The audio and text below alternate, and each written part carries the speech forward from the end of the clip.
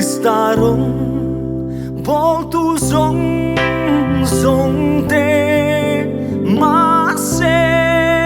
kan ma ba chan puan len sel hi min ko tu song ani si o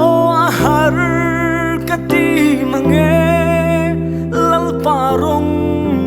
bosel hi bindu na mung na pia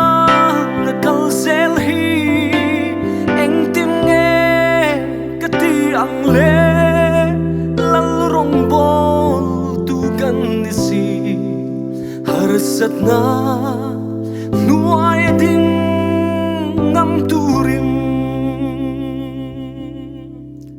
Krista ko na dong tu song song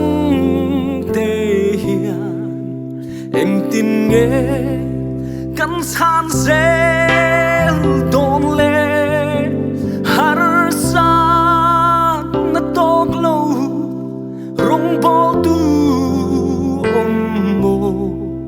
sayon lal ta na pe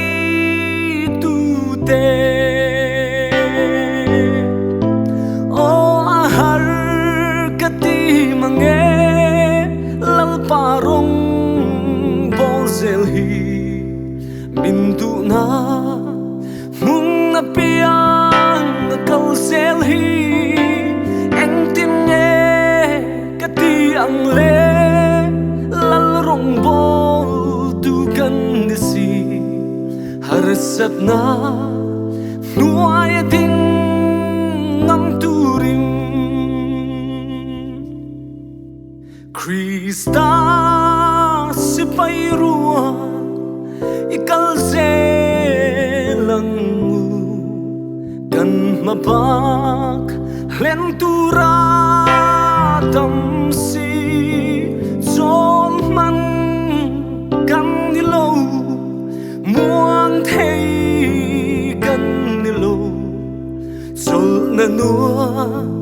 khi căn khen ma rong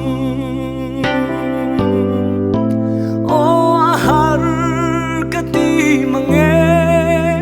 lal parong bosel hi bindu na mung na piang kalsel hi eng tin nge kati ang le bol tu kan si harsat na